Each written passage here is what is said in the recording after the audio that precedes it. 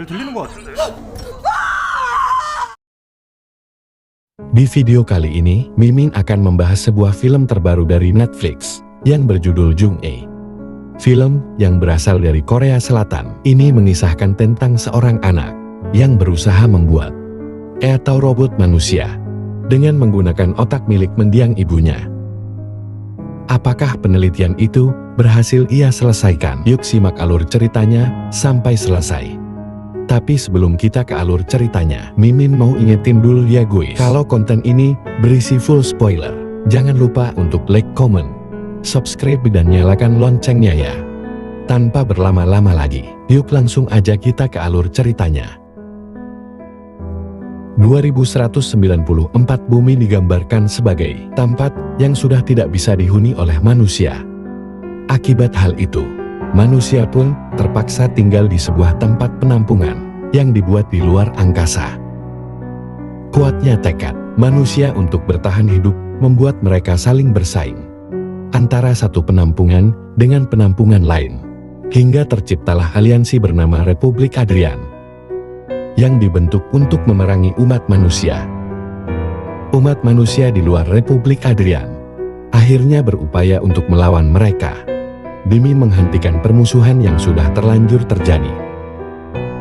Lalu beralih memperlihatkan seorang kapten militer bernama Yoon Jung-e yang memimpin pertempuran melawan pasukan dari Republik Adrian. Ia yang saat itu masih tersisa harus menghadapi begitu banyak robot yang dilengkapi oleh senjata canggih.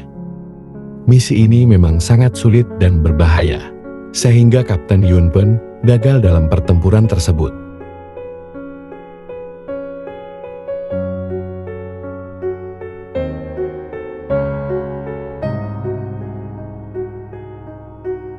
Ternyata apa yang baru saja kita lihat adalah simulasi yang dilakukan oleh robot AI yang berbentuk seperti Kapten Yoon. Sudah puluhan tahun Kapten Yoon mengalami koma, namun kemampuannya yang luar biasa membuat para peneliti tertarik untuk menggunakan otaknya dan menghidupkannya kembali. Alhasil terciptalah sebuah laboratorium bernama Chronoid yang dikhususkan untuk menciptakan atau robot kecerdasan buatan sebagai senjata biologis. Mereka memiliki proyek penciptaan AI yang dinamakan Jung-e, sesuai dengan nama belakang Kapten Yoon. Pemimpin dari penelitian ini sendiri adalah putri Kapten Yoon yang bernama So-hyun, di mana ia memiliki tekad yang kuat untuk menghidupkan ibunya kembali, dengan harapan nantinya Kapten Yoon bisa kembali bertugas untuk memimpin pertempuran melawan Republik Adrian. Meskipun sampai saat ini proyek itu belum menunjukkan peningkatan yang signifikan, namun So-hyun berusaha meyakinkan para petinggi bahwa proyek itu pasti akan membuahkan hasil. Setelah presentasi selesai, So-hyun dan yang lainnya kembali melakukan uji coba pada robot Kapten Yoon. Jika berada di luar simulasi, robot itu memang bisa merasakan kesakitan seperti manusia normal. Namun semua perasaan yang terkirim ke dalam otaknya bisa diatur oleh So-hyun melalui teknologi yang sudah ia kembangkan. Sayangnya setelah 17 kali percobaan, mereka masih belum bisa menemukan formula yang tepat untuk mengendalikan robot tersebut. Salah satu anggota tim So-hyun yang bernama Jack Jung mengungkapkan bahwa ia adalah penggemar Kapten Yoon sejak kecil.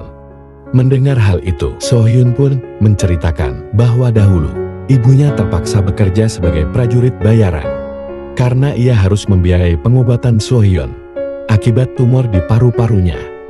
Hingga akhirnya di hari terakhir So-hyun menjalani operasi, bertepatan dengan hari terakhir ibunya di medan peperangan. Ia bahkan tidak bisa menemani So-hyun kala itu. Namun, ia berjanji akan segera menemuinya setelah misi selesai. Oleh sebab itulah, So-hyun selalu merasa bersalah pada sang ibu, karena ia berpikir semua itu adalah kesalahannya. Ia mulai menduga, apakah sang ibu membencinya karena hal itu atau tidak. Jae-kyung yang mendengarnya pun menyarankan agar So-hyun menanyakan hal itu langsung pada sang ibu setelah simulasinya selesai. So-hyun kemudian menemui seorang dokter untuk menjalani tes etik atau bisa dibilang tes kesehatan. Dilakukan pemeriksaan menyeluruh, dokter mengatakan bahwa tumor di paru-paru So-hyun kini kembali muncul dan mulai menyebar di seluruh tubuhnya. Dokter bahkan memperkirakan So-hyun hanya akan bertahan hidup selama 3 bulan. Mendengar hal itu, So-hyun pun merasa sedikit kesal. Jika tahu semua ini akan terjadi, maka lebih baik ia tidak pernah dioperasi sejak awal. Dokter kemudian menyarankan pada So-hyun untuk melakukan replikasi otak dan memindahkannya ke tubuh prostesis. Dengan begitu, ia masih bisa merasakan kehidupan, meskipun dengan menggunakan tubuh robot. Ada beberapa tipe pemindahan otak, yaitu tipe A, B dan C, dan semuanya tergantung dari biaya yang dikeluarkan. Jika tipe A, otak pasien akan dipindahkan ke tubuh prostesis dan mendapatkan hak asasi yang sama seperti manusia. Tipe B, otak pasien masih mendapatkan hak asasi manusia, namun tidak lengkap. Dan yang terakhir adalah tipe C, di mana otak pasien akan dipindahkan secara gratis, namun perusahaan berhak menciptakan apapun dengan otak tersebut. Ya, hal itu sama seperti yang terjadi pada Kapten Yoon. Manusia bebas menggunakan otaknya dalam penelitian atau penciptaan apapun. Ternyata, dokter yang sejak tadi memeriksa So-hyun bukanlah manusia, melainkan robot yang dilengkapi dengan otak dokter. Sebelum pulang, So-hyun menyempatkan diri untuk menjenguk tubuh ibunya, yang saat itu terlihat sudah semakin tua. Keesokan harinya, percobaan simulasi Kapten Yoon kembali dilakukan. Simulasi kali ini dihadiri langsung oleh kepala lembaga penelitian yang bernama Sang-hun. Karena merasa simulasi ini selalu berakhir sama, Sang-hun pun memutuskan untuk menambah kaki Kapten Yoon di awal simulasi, untuk melihat apakah akan ada hasil yang berbeda. Tak disangka, hal itu membuat salah satu area otak Kapten Yoon menjadi aktif, di mana area itu sebelumnya tidak pernah aktif sama sekali. Sang-hun pun menganggap bahwa hal itu adalah salah satu pertanda yang baik, karena mereka akhirnya mendapatkan hasil yang berbeda. Dengan hasil itu, Sang-hun, So-hyun, dan yang lainnya pun pergi ke markas besar Kronoid untuk melaporkan hal itu pada pimpinan mereka. Sayangnya hari itu pimpinan berhalangan hadir, sehingga mereka pun diminta melaporkannya pada direktur pengembangan produk yang bernama Lee Si-young. Dari pertemuan itu, direktur pengembangan produk menyampaikan bahwa perusahaan Kronoid akan membatasi pengembangan senjata biologis, di mana hal itu berarti pengembangan AI Kapten Yoon yang sudah mereka lakukan sebentar lagi akan dihentikan. Alhasil Sang-hun dan So-hyun pun menemui pimpinan secara langsung untuk memastikan informasi tersebut. Tak disangka, Sang-hun ternyata adalah salah satu robot AI yang dikembangkan langsung oleh pimpinan dengan menggunakan otaknya sendiri.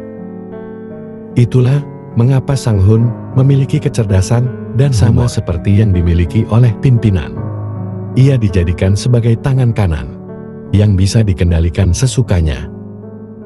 Setelah itu, pimpinan menyampaikan pada So-hyun bahwa perusahaan mereka akan menghentikan semua pengembangan senjata karena perang akan segera berakhir. Mereka berencana akan mulai menciptakan robot yang bisa mengerjakan pekerjaan rumah.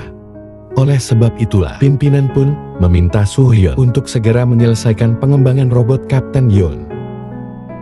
Kesal karena keputusan itu, Sang-hun pun mulai melakukan segala upaya untuk menyelesaikan pengembangan robot Kapten Yoon. Ia bahkan nekat memotong bagian tubuh robot agar Kapten Yoon bisa memberikan respon yang berbeda seperti simulasi sebelumnya. Apa yang dilakukan oleh Sang-hun tentu saja membuat So-hyun merasa marah. Walaupun itu hanyalah tubuh robot, namun ibunya tetap merasakan rasa sakit yang sama.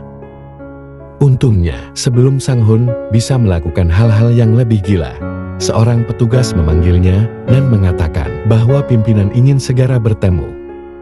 So-hyun kemudian memeriksa semua data pengembangan Jung-e dan melihat beberapa pemindahan data yang dilakukan oleh Ji Kyung, dan tak disangka, pemindahan data itu ia lakukan untuk mengembangkan robot Kapten Yoon menjadi robot yang seksi. Hal itulah yang membuat So-hyun semakin marah. Namun Jae Kyun mengatakan bahwa itu adalah perintah dari atasannya. Lagi pula robot Tipsy sudah mendapatkan persetujuan untuk dikembangkan menjadi apapun sesuai keinginan perusahaan. Karena hal itu, So-hyun akhirnya segera mengambil tindakan untuk menyelamatkan sang ibu saat menghidupkan robot Kapten Hyun. So-hyun menyampaikan beberapa hal kepadanya. Hingga akhirnya pembicaraan mereka pun sampai ke area otak yang tidak dikenal. Ternyata area otak itu akan aktif ketika Kapten Hyun mengingat tentang anaknya, yaitu So-hyun. Kapten Hyun kemudian menanyakan bagaimana hasil operasi sang putri. Apakah operasinya berjalan lancar atau tidak? Karena selama ini, hal itulah yang selalu mengganggu pikirannya. Dengan tangis pilu, So-hyun pun mengatakan bahwa operasi putrinya berjalan lancar. Kapten Hyun lalu mengatakan bahwa misi terakhirnya gagal karena ia kehilangan boneka pemberian sang putri. Ia merasa bersalah karena tak bisa menjaga boneka itu dengan baik. Alhasil tangisan So-hyun pun pecah seketika. Ia tak bisa lagi membendung air mata yang sejak tadi sudah ia tahan. Setelah itu, ia pun bersumpah akan menyelamatkan sang ibu apapun yang terjadi. Dalam simulasi terakhir, So-hyun membimbing ibunya untuk mengikuti semua perintahnya. Rencana So-hyun adalah membawa sang ibu keluar dari laboratorium agar ia bisa menikmati hidup dengan bebas. Sang-hun yang melihat hasil simulasi menyadari adanya sesuatu yang aneh. Ia pun memanggil polisi untuk mengepung laboratorium dan menangkap So-hyun serta ibunya. Sesuai rencana, Kapten Hyun mengalahkan semua robot penjaga yang berusaha menangkapnya. Berkat hal itulah So-hyun berhasil mengelabui para polisi dengan memindahkan otak sang ibu ke tubuh robot penjaga.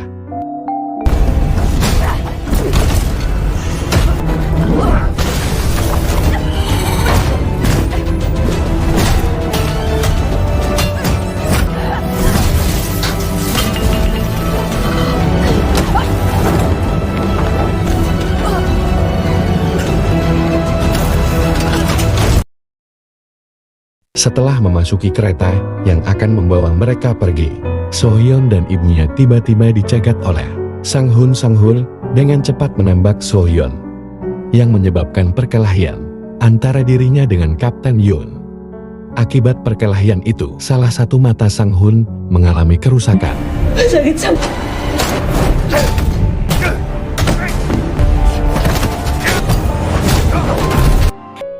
Selain Sang-hun, Kapten Hyun juga harus berusaha melindungi putrinya dari serangan para polisi.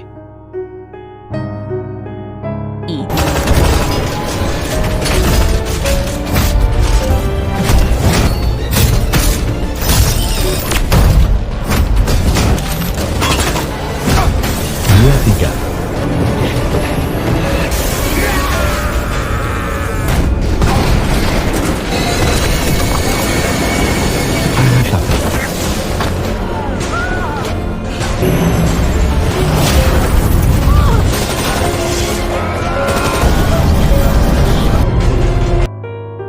Hingga akhirnya, setelah pertarungan yang begitu panjang, So-hyun dan sang ibu akhirnya berhasil mengalahkan semua polisi beserta Sang-hun.